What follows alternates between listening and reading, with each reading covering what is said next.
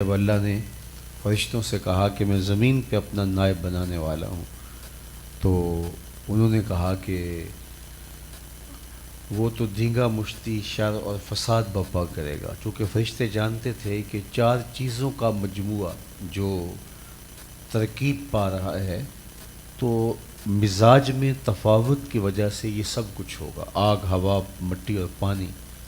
اور جب یہ عناصر اربعہ میں توازن قائم نہیں رہے گا تو غصے کی کیفیت پیدا ہو جائے گی، تو الجھاؤ پیدا ہوگا، لڑائی ہوگی، دھینگا مشتی ہوگی، شر و فساد ہوگا۔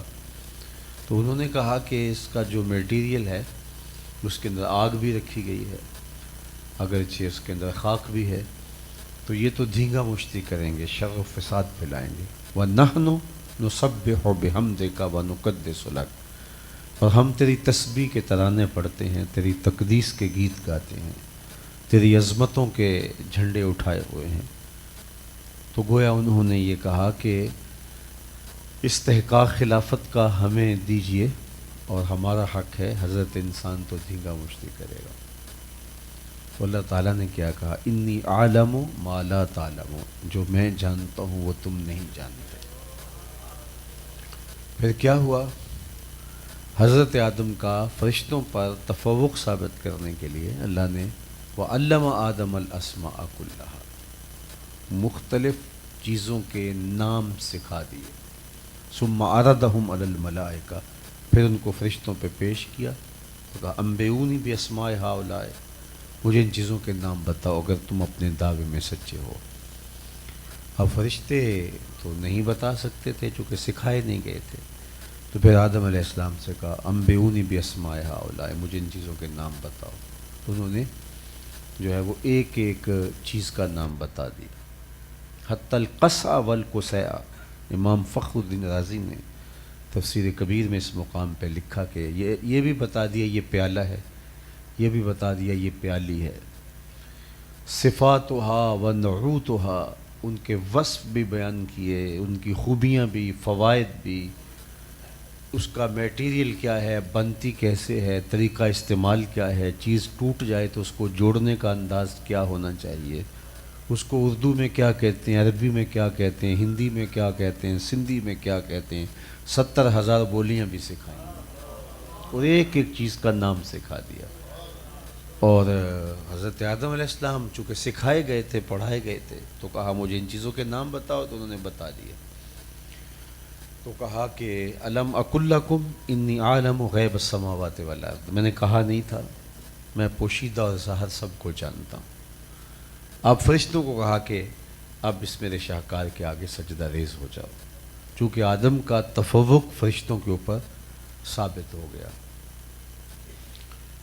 اچھا، یہ میرا مضمون تو یہاں مکمل ہو گیا کہ علم کی وجہ سے تفوق ثابت ہو گیا، لیکن میں آپ کے ذوق کی نظر ایک دو باتیں اسی جملے سے عرض کرنا چاہتا ہوں، اور وہ یہ کہ دعویٰ تو یہ تھا انی اعلم ما لا تعلمون، جو میں جانتا ہوں وہ تم نہیں جانتے، یہ دعویٰ تھا۔ اور اس کی دلیل کیا ہے؟ جو آدم جانتے ہیں وہ فرشتے نہیں جانتے، یعنی اللہ نے دعویٰ اپنے عالم ہونے کا کیا کہ جو میں جانتا ہوں وہ تم نہیں جانتے ہو، اور جو دلیل دی وہ آدم علیہ السلام کے عالم ہونے کی دی۔ تو دعویٰ اپنے عالم ہونے کا اور دلیل علم آدم کی، تو اس کا جواب یہ ہے کہ اور پھر جب آدم علیہ السلام کے سامنے فرشتے بے بس ہوئے اور وہ جواب نہ دے پائے، انہوں نے اشیاء کے نام بتائے، تو پھر کہا کہ میں نے کہا نہیں تھا جو میں جانتا ہوں وہ تم نہیں جانتے، میرا دعویٰ ثابت ہو گیا۔ تو دعویٰ تو یہ تھا انی عالم ما لا تعلمون، اور دلیل ہے جو آدم جان رہے ہیں وہ فرشتے نہیں جان رہے۔ تو دعویٰ اپنے عالم ہونے کا، دلیل علم آدم کی۔ تو علماء فرماتے ہیں کہ وجود آدم اللہ کے علم کا مظہر قرار پایا، یعنی علم اللہ کا ہی تھا لیکن ظہور وجود آدم سے ہوا۔ جس طرح میں دعویٰ کروں کہ میں مصور ہوں، تو میرے قد کاٹ سے تو اندازہ نہیں آپ کر سکیں گے کہ میں مصور ہوں، میرے کہنے بولنے کے انداز سے تو یہ آپ یقین نہیں کریں گے کہ میں مصور ہوں۔ میرے لباس کے رنگ سے، میرے کرسی پہ بیٹھنے سے، میرے اشاروں اور کنایوں سے تو آپ یہ یقین نہیں کر سکتے کہ میں مصور ہوں۔ دعویٰ میرا ہے کہ میں مصور ہوں، تو میں اس پر 3 گھنٹے کی تقریر بھی کر دوں کہ میں مصور ہوں اور اس کو دلائل براہین سے ثابت کرنے لگ جاؤں تو، لیکن یہ آپ کو تیقن حاصل نہیں ہوگا، تو پھر کیسے میں ثابت کروں گا کہ میں مصور ہوں؟ تو میں ایک کوڑا کاغذ لے کے آپ کے سامنے کہوں گا کہ یہ دیکھو، اس کے اوپر کچھ نقوش تو نہیں ہیں؟ آپ کہیں گے بالکل، یہ تو صاف ہے۔ تو میں اس کے اوپر کچھ تراشنے لگوں، اور جب وہ صورت بن کے، نکھر کے، مکمل ہو کے اور رنگوں سے سج کے تکمیل تک پہنچ جائے تو پھر میں اس پورے کاغذ کو آپ کے سامنے رکھوں اور کہوں یہ دیکھو کیا ہے، تو آپ اشش کر اٹھیں گے۔ تو میں کہوں گا کہ میں نے کہا نہیں تھا کہ میں مصور ہوں؟ آپ نے دیکھا کاغذ کو، مان مجھے گئے، میں مصور ہوں۔ میری تقریر سے، میں 3 گھنٹے تقریر سے، گفتگو سے، اصطلاحات تصویر کی کیا ہوتی ہیں، لکیریں کیسے کھینچی جاتی ہیں اور خاکے میں رنگ کیسے بھرا جاتا ہے، یہ ساری تفصیلی گفتگو کرنے کی بجائے میں نے آسان رستہ لیا کہ میں نے کاغذ کا سادہ ٹکڑا لیا اور پھر سادہ ٹکڑا دکھا کر کے اس کے اوپر پھر میں نے کچھ لکیریں تراشی اور رنگ بھرے اور کہا دیکھیے، آپ نے کہا کمال کر دی۔ کہا میں نے کہا نہیں تھا میں مصور ہوں؟ تو گویا وہ کاغذ میرے فن کا مظہر بن گیا، فن میرا تھا، ظہور کاغذ پہ ہوا، تو جو کاغذ تھا وہ میرے فن کا مظہر ہوا۔ تو آپ دیکھتے کاغذ کو جاتے ہیں، مانتے مجھے جاتے ہیں۔ حضرت شیخ عبدالحق محدث دہلوی علیہ رحمہ فرماتے ہیں کہ علم آدم علیہ السلام کا تھا، علم اللہ کا تھا، لیکن ظاہر وجود آدم سے ہوا۔ اور پھر جو آگے بات کہی وہ کمال، کہا کہ اللہ کا ہر نبی اللہ کے کسی نہ کسی اس کی صفت کا مظہر ہے۔ اگر اس کا حلم دیکھنا ہو تو جناب ابراہیم کو دیکھو، اس کا جلال دیکھنا ہو تو جناب موسیٰ کو دیکھو، اس کا جمال دیکھنا ہو جناب یوسف کو دیکھو، اس کا کمال دیکھنا ہو تو جناب عیسیٰ کو دیکھو، اس کا علم دیکھنا ہو تو جناب آدم کو دیکھو۔ پھر کہا کہ سارے نبی اللہ کے کسی نہ کسی وصف کے، اللہ کی کسی نہ کسی صفت کے مظہر ہیں، اور کہا کہ میرے آقا، باقی انبیاء اللہ کی صفات کے مظہر ہیں، میرے آقا اللہ کی ذات کے مظہر ہیں۔ اس لیے فرمایا من رآنی فقد رأى الحق، جس نے مجھے دیکھا اس نے اسے دیکھا۔ امام نبہانی نے جواہر البحار فی فضائل النبی المختار کے اندر لکھا کہ من رآنی فقد رأى الحق جل شانہ، یعنی جس نے مجھے دیکھا اس نے گویا اسے دیکھا، میں جمال الہی کا آئینہ ہوں۔ اللہ اکبر۔ تو مجھے دیکھتے مجھے جاؤ اور مانتے اسے جاؤ۔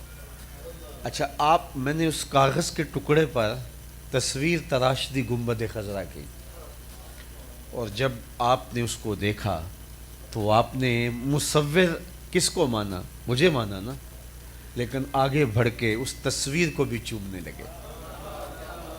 چومتے اسے ہیں، مانتے مجھے ہیں۔ اللہ اکبر۔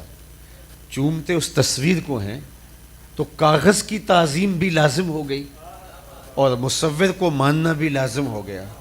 اللہ اکبر۔ تو اللہ تعالیٰ نے کہا کہ اب تم نے دیکھ لیا جو میں جانتا ہوں وہ تم نہیں جانتے، میرے دعوے کا ثبوت فراہم ہو گیا، لیکن اس کی جو میرے فن کا مظہر قرار پایا، اس کی تعظیم بھی لازم ہے، تمہاری پیشانی اب یہاں جھکنی چاہیے۔ تو عالم اپنا ہونا یہ بھی ثابت ہوا اور وجود آدم کو بھی تعظیم کا مرکز اور تعظیم کا محور بنایا۔ اور یہ سجدہ تعظیمی تھا، علماء سب نے لکھا ہے، یہ تعبدی نہیں تھا، وہ تو اللہ کے علاوہ کبھی جائز نہیں۔ اور قاضی ثناء اللہ پانی پتی علیہ رحمہ نے تفسیر مظہری میں لکھا کہ وہ جو سجدہ جناب آدم کو ہوا، کانا فی جبہتہ نور محمد صلی اللہ علیہ وسلم، کہا ان کی پیشانی میں نور مصطفی چمک رہا تھا، یہ سجدہ تو اس نور کو ہو رہا تھا۔ تو گویا حضرت آدم کا جو تفوق فرشتوں کے اوپر ثابت ہوا وہ بوجہ علم ثابت ہوا. تو پھر علم کی وجہ سے انسان اپنے مشارکات سے ممتاز ہوا. آپ جانتے ہیں کہ جو کتا سیکھ جائے اس کا شکار اور جو سیکھا ہوا نہ ہو اس کے لائے ہوئے شکار میں فرق ہے. وہ مردار ہوگا اور جو سیکھا ہوا کتا ہوگا اس کو جب چھوڑا جائے گا اس کا لایا ہوا شکار جو ہے وہ پاکیزہ ہوگا. یار کتا سیکھ جائے تو حکم بدل جاتا ہے، انسان سیکھ جائے تو کیا بدل. امام فخر الدین رازی نے بڑی خوبصورت باتیں لکھی اور میں سمجھتا ہوں کہ علماء کافی موجود ہیں یہاں. جو علامہ آدم الاسماء ہے اس پہ امام رازی نے اتنی تفصیل کے ساتھ بحث کی ہے، چونکہ رازی تو پھر رازی ہیں. رومی نے کہا تھا گرب استدلال کارے دی بدے فخر رازی رازدار دی بدے. جب وہ بات کرتے ہیں تو پھر دلائل کے انبار لگا دیتے ہیں. تو سیکھنے سے علم کی وجہ سے شرف اور فضل حاصل ہوتا ہے. اور وہ اگر کتا سیکھ جائے تو کتوں سے ممتاز. بلکہ کہا کہ وہ چیونٹی جس نے حضرت سلیمان علیہ السلام کو ان کا استقبال کیا اور اپنی ہم جولیوں سے کہا کہ جلدی جلدی اپنے بلوں میں داخل ہو جاؤ کہ اللہ کے پیغمبر کا لشکر بے خبری میں تمہیں کچل نہ ڈالے. وادی نمل میں جو ہی داخل ہوئے تو 3 فرسخ دور سے چیونٹی نے اس آواز جو ہے وہ اس لشکر کو آتے ہوئے دیکھا. اللہ، ایک فرسخ 3 میل کا ہوتا ہے تو 9 میل دور سے، اور یہ کوئی 15-16 کلومیٹر بنتا ہے، اتنی دور سے چیونٹی نے اس لشکر کو آتے ہوئے دیکھا اور اپنی ہم جولیوں سے بولی کہ جلدی جلدی اپنی بلوں میں داخل ہو جاؤ. کیوں؟ کہ اللہ کے نبی کا لشکر بے خبری میں تمہیں کچل نہ ڈالے، عدم التفات کی وجہ سے. ہدف پہ نظر رکھے ہوئے آگے بڑھ رہے ہوں اور تم درمیان میں آ کے کچلی جاؤ. تو امام راضی فرماتے ہیں اس چیونٹی کو قیامت تک آنے والی چیونٹیوں کا سردار بنا دیا. کیوں؟ اس لیے کہ وہ چیونٹی اس بات کا ادراک رکھتی تھی کہ پیغمبر کی صحبت میں رہنے والا لشکر جان بوجھ کے ننھی جان کو بھی ضائع نہیں کر سکتا. تو تم اگر کچلی جاتی ہو تو اس کا سبب عدم التفات ہوگا. اس نے کہا یہ اس لیے تم کچلی جاؤ. اللہ اکبر. تو یہ چیونٹی بھی اس بات کا ادراک رکھتی ہے کہ پیغمبر کی صحبت میں رہنے والے لشکر کی صفات کیا ہوتی، جو اپنے بدن سے بم باندھ کر کے انسانوں کے انبوہ میں گھس جائے اور پھر پھٹ جائے اور پھر ذمہ داریاں قبول کی جائیں کہ یہ کارنامہ ہمارا ہے. تو وہ کسی شیطان کا لشکر تو ہو سکتا ہے، پیغمبر کا لشکر نہیں ہو سکتا. پیغمبر کے لشکر کی یہ صفت ہے کہ وہ جان بوجھ کر ننھی جان کو بھی ضائع نہیں کرے گا. تو اس چیونٹی کی اس بات کو حضرت سلیمان نے سنا، سورہ نمل میں موجود ہے، اور سن کے مسکرائے بھی. فَتَبَسَّمَ ضَاحِكًا مِّن قَوْلِهَا. اس کی بات کو سن کر کے مسکرا پڑے. اور کتنی دور سے سنا؟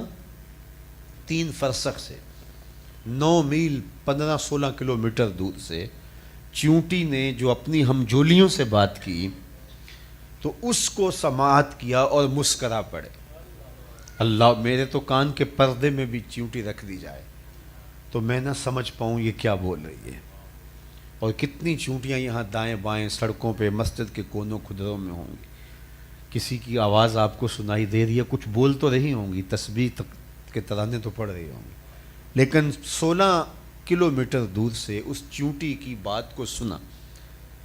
تو یہاں میں ایک جملہ کہنا چاہتا ہوں کہ اپنے حواس کو پیغمبر کے حواس کے برابر سمجھنے کی بدکاری نہیں کرنی چاہیے. اللہ نے نبیوں کو الگ شان عطا کر رکھی اور اتنی دور سے چیونٹی کی آواز کو سنا. اور تیوریات کے ماہرین سے پوچھیں کہ چیونٹی کے منہ میں زبان نہیں ہوتی تو پھر وہ بات کیسے کرتی؟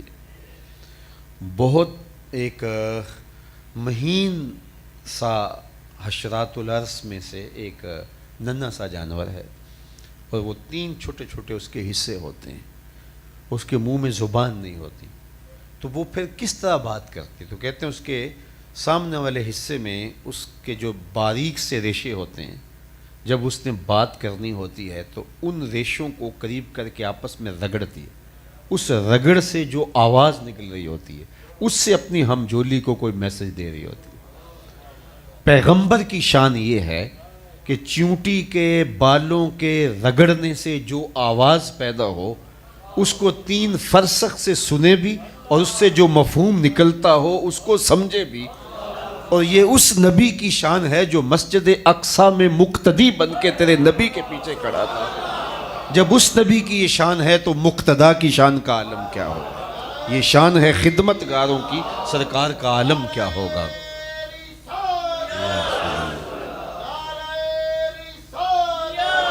باقی رہی بات حضور نبی رحمت کی تو فَمَإِنِّي أَرَى مَا لَا تَرَوْنَ وَأَسْمَعُ مَا لَا تَسْمَعُونَ، جو میں دیکھتا ہوں وہ تم نہیں دیکھتے، اور جو میں سنتا ہوں وہ تم نہیں سنتے۔ میرے والد گرامی رحمۃ اللہ تعالیٰ علیہ فرمایا کرتے تھے کہ نبی تو نبی رہا، ان کی تو شانیں ہی وراء الورا ہیں۔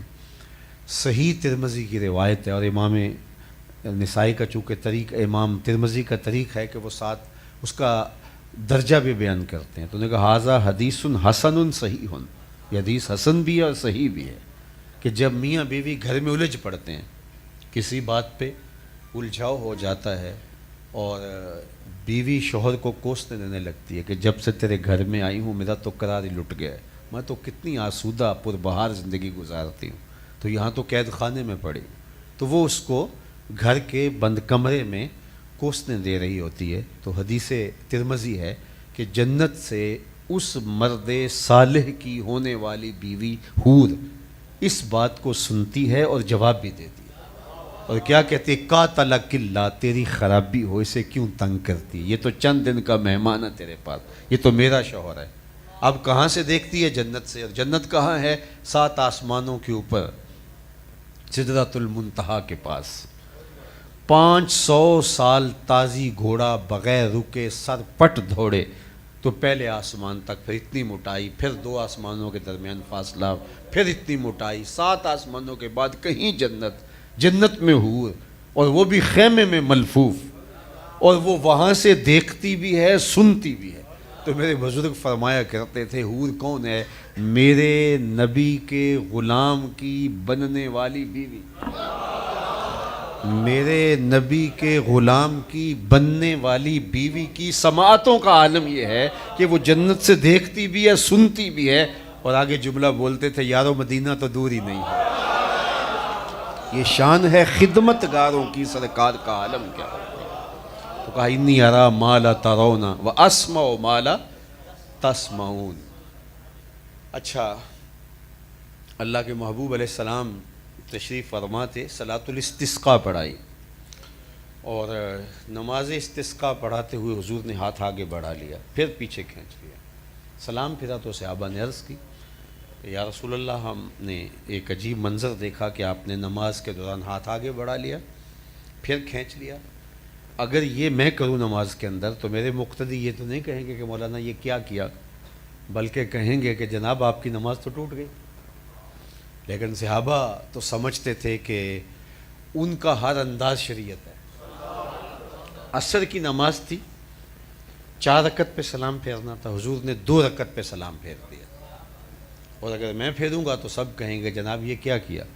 لیکن صحابی، نام ہے صحابی کا حضرت ذوالیدین، 2 ہاتھوں والا، ہر ایک کے 2 ہاتھ ہی ہوتے ہیں، ان کے ہاتھ موزونیت کے اعتبار سے کچھ بڑے ہوں گے، حضور لاڈ سے کہتے تھے ذوالیدین، اے 2 ہاتھوں والے، نام ہی پڑ گیا۔ کسی نے پوچھا ذوالیدین، یہ تو حضور نے لاڈ سے کہا اور تمہارا نام ہی پڑ گیا، نام تو تمہارا کوئی اور ہی ہوگا، تو بتاؤ کہ تمہارا اصل نام کیا؟ کہا اصل وہی جو حضور نے کہہ دیا۔ ساری زندگی انہوں نے اپنا نام ہی نہیں بتایا، کہا وہی نام ہے جو حضور کی زبان سے نکلا۔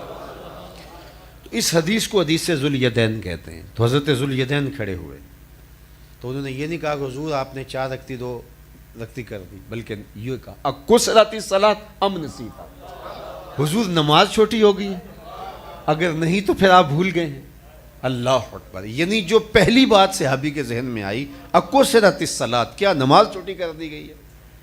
تو حضور کا عمل دین ہے۔ آج یہ بات بھی کہی جاتی ہے، جو فتنے آج کے ہیں، اس تاریخ کے ہیں، کہ نبی کی حیثیت، ان کے فرامین کی حدیث کی حیثیت تشریحی ہے، تشریعی نہیں ہے۔ یہ جو بڑے اونچے تخت پہ بیٹھ کے بات کر رہا ہے، اور ایک فتنہ اس شخص کا جو ہے وہ پڑھے لکھے لوگوں کے اندر پھیل رہا ہے، انکار حدیث کا، فتنے کا، جو نئی جدت سے جو بات کر رہا ہے، تو وہ اس کی بنیادی فکر یہ ہے کہ جو حدیث ہے یہ قرآن کی تشریح ہے، شرع ہے، لیکن تشریعی نہیں، خود شریعت نہیں ہے۔ تو لہٰذا ہم ٹھیک ہے قرآن کو قرآن سے دیکھیں گے، اگر کہیں ضرورت پڑی تو حدیث سے تشریح لے لیں گے۔ حدیث خود دین نہیں بن سکتی، جبکہ اللہ کے محبوب نے فرمایا انما اوتیت القرآن ومثلہ معہ۔ اللہ اکبر، سنن نسائی کی روایت ہے، مجھے قرآن بھی دیا گیا، قرآن جتنے اور علوم بھی میرے سینے میں رکھے گئے۔ فرمایا قرب قیامت میں اونچے پلنگ پر بیٹھ کے کچھ لوگ کہیں گے کہ جی حلال وہی ہے جو اللہ نے حلال کیا، حرام وہی ہے جو اللہ نے حرام کیا۔ فرمایا جس کو میں حلال قرار دے دوں وہ ایسے ہے جس طرح اللہ نے حلال کرا، اور جس کو میں حرام قرار دے دوں وہ ایسے ہے جس طرح اللہ نے حرام کرا۔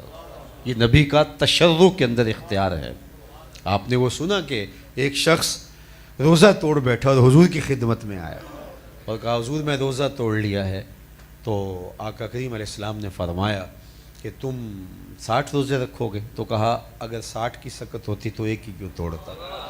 فرمایا ٹھیک ہے غلام آزاد کرو۔ تو اس نے کہا کہ میں تو اس کی سکت نہیں پاتا۔ فرمایا 60 مسکینوں کو کھانا کھلا دو۔ اس نے کہا کہ میں تو اس کی بھی طاقت نہیں رکھتا، اور میرے پاس کوئی مسئلہ پوچھنے آئے تو میں 3 ہی آپشن دے سکتا ہوں، چوتھا تو دے نہیں سکتا، اور اگر کوئی اس کی کہے گا میں یہ طاقت بھی نہیں رکھتا تو میں کہوں گا چاہے قرض اٹھاؤ، اب اس کے آگے تو میرے پاس کچھ نہیں ہے۔ تو حضور میں بیٹھ جاؤ۔ تھوڑی دیر کے بعد کوئی شخص کھجوریں لے کے آ گیا۔ صحابہ کے باغوں میں جب پھل پکتا تھا تو پہلا پھل توڑ کے حضور کی خدمت میں لے آتا، اور اس کو باکورہ کہتے، اور علماء نے کہا کہ ابو بکر بھی باکورہ سے نکلا، گویا شجر اسلام پہ پکنے والے پہلے پھل کا نام ابو بکر۔ تو کہا کہ وہ جو ابھی مسئلہ پوچھنے آیا تھا کدھر گیا ہے؟ تو حاضر خدمت ہو گیا۔ حضور فرمایا یہ لے جاؤ اور جا کے 60 مسکینوں میں بانٹ دو۔ اس نے کہا ان 2 پہاڑوں کے درمیان میرے سے بڑا مسکین ہی کوئی۔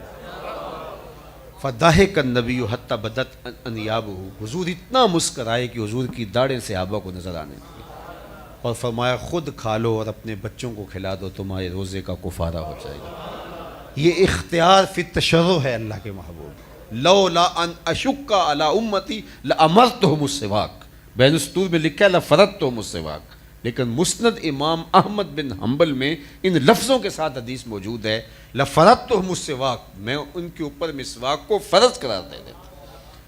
تو کیا یہ اختیار کس کو، حضور کو کس نے دیے؟ میرے رب نے دیے۔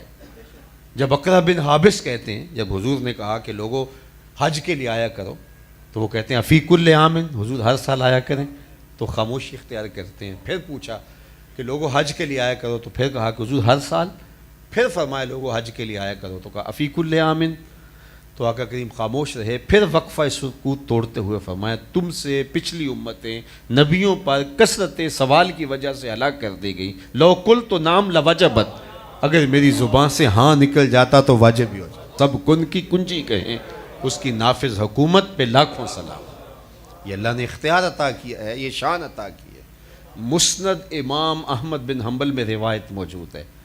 اب کچھ مکتبوں سے مسند جو چھپی ہے اس کے اندر سے یہ حدیث نکال دی گئی ہے، لیکن میرے پاس جو نسخہ موجود ہے اس میں ہے، اور باقی ہزاروں لائبریریوں میں۔ ایک شخص حضور کی خدمت میں آیا، کہا حضور میں اسلام پہ بیعت کرنا چاہتا ہوں لیکن نمازیں 5 نہیں پڑھ سکوں گا، میں نمازیں صرف 2 پڑھوں گا، تو مجھے اس پہ اگر آپ بیعت اسلام کر لیں۔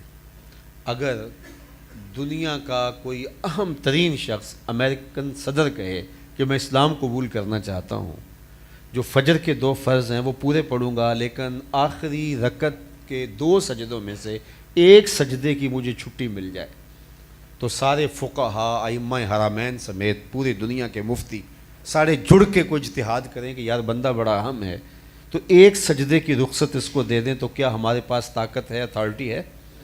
کہیں گے کہ تو اب گھر بیٹھ، تجھے اتنی بھی اجازت ہم نہیں دے سکتے۔ اس نے 3 نمازوں کی رخصت مانگ لی تو اللہ کے محبوب نے فرمایا ٹھیک ہے آ جاؤ۔ 2 نمازوں پر حضور نے اس کو بیعت کیا۔ یہ الگ بات ہے اس نے جب 2 نمازیں پڑھی کہا یہ تو کافی مزہ ہے، میں 5 پڑھوں گا، میں تو تہجد بھی پڑھوں گا۔ تو یہ تشرع میں اختیار کس کو دیا گیا ہے؟ یہ مصطفیٰ جان رحمت کو عطا ہے۔ اللہ اکبر۔ تو یہ حضور کا اختیار ہے، یہ حضور کی شان ہے۔ تو بات کر رہا تھا کہ اللہ کے محبوب علیہ الصلوۃ والسلام نے ہاتھ آگے بڑھایا، تو جب ہاتھ آگے بڑھا تو صحابہ نے کہا حضور یہ کیا تھا؟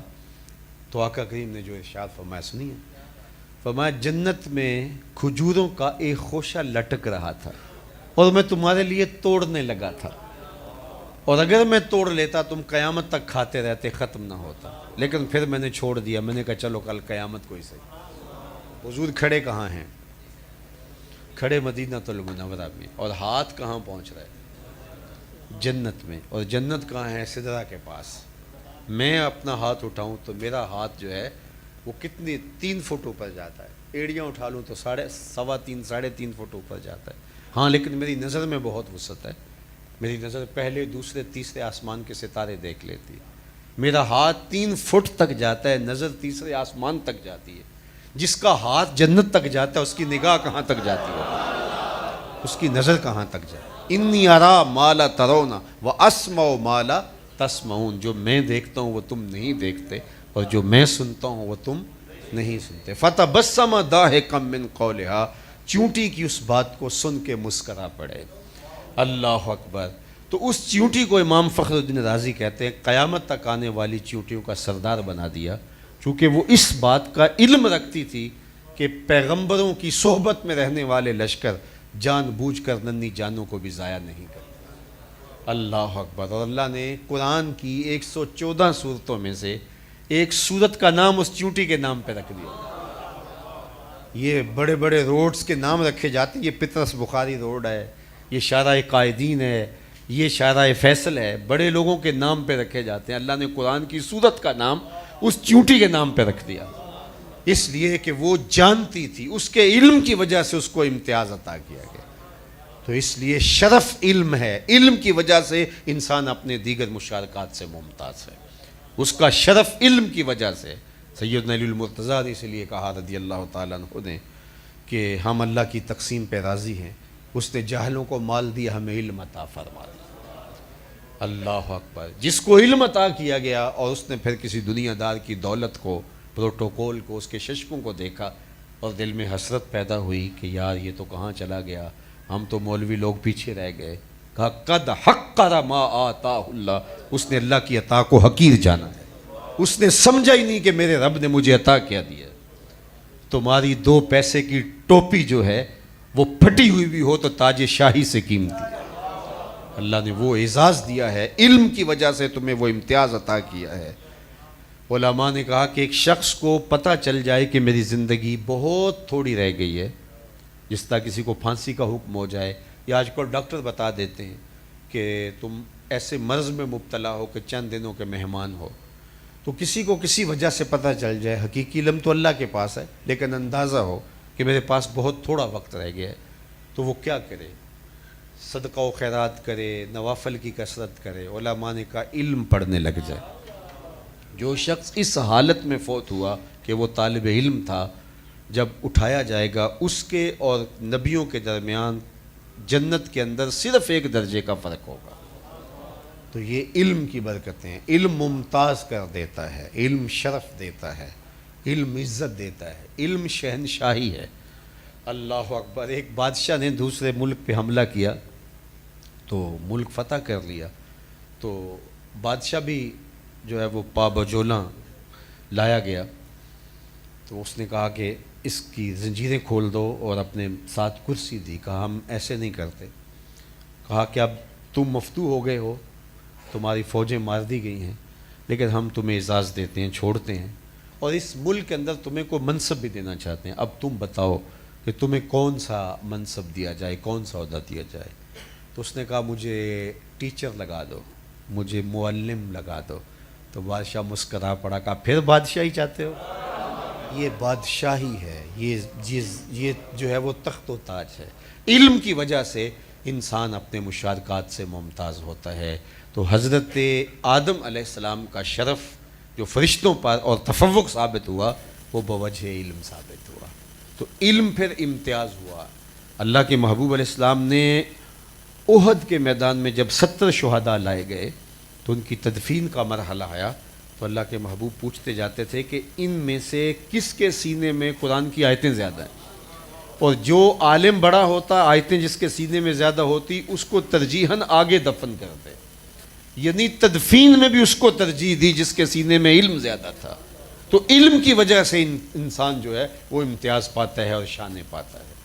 اللہ اکبر۔ امام خویری نے لکھا ہے کہ علم عمل سے افضل ہے، اس لیے کہ جو عمل ہے وہ صفت العبد ہے اور جو علم ہے وہ صفت الرحمن ہے، لہذا رحمان کی صفت، معبود کی صفت عبد کی صفت سے افضل ہے۔ تو اگر کسی کو علم نصیب ہو جائے تو یہ اس کے لیے اعزاز ہے، یہ اس کے لیے عزت کا سبب اور ذریعہ ہے۔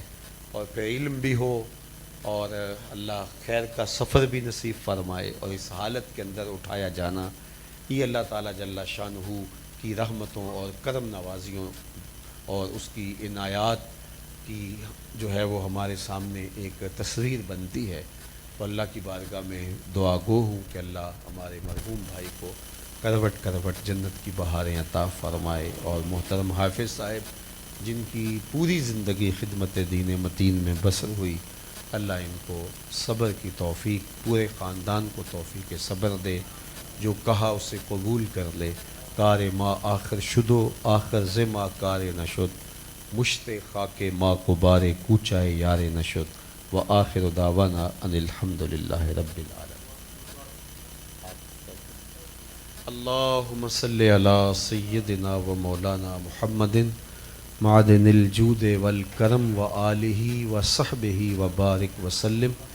اللہ اٹھے ہوئے ہاتھ کبھی بھی خالی نہ موڑے جائیں، پھیلی ہوئی جھولیاں رحمتوں سے بھر دی جائیں، بخت کی بہاریں نصیب ہوں، مقدر کی خزائیں رخصت فرما دی، جئیں تو تیرے لیے مریں تو تیرے دین کے لیے، زندگی کی آخری ہچکی تک تیرے رسول کے وفادار رہیں، ہر علت سے، ہر قلت سے، ہر ذلت سے رہائی عطا کر، اپنے پاک نبی کے در کی گدائی عطا کر، نفس اور شیطان کے مکر و فریب سے، دجل و تلبیسات سے ہماری حفاظت فرما۔ اللہ ہمارے باطن ستھرے کر دے، خیالوں کو پاکیزگی اور عفت عطا کر دے، اٹھے ہوئے ہاتھ کبھی بھی خالی نہ موڑے جائیں، اور پھیلی ہوئی جھولیاں رحمتوں سے بھر دیں۔ عزیزم صاحب زادہ عمر فاروق صاحب کے لیے اللہ اتنے لوگوں کی آمین کے ساتھ تیرے حضور دعا ہے، اللہ ان کو غفران و رحمت کے پردوں میں ڈھانپ لے، ان کے برزخی کوائف اپنے کرم سے درست فرما، قبر کو وسیع کشادہ منور خوشبودار اور ٹھنڈا فرمانا۔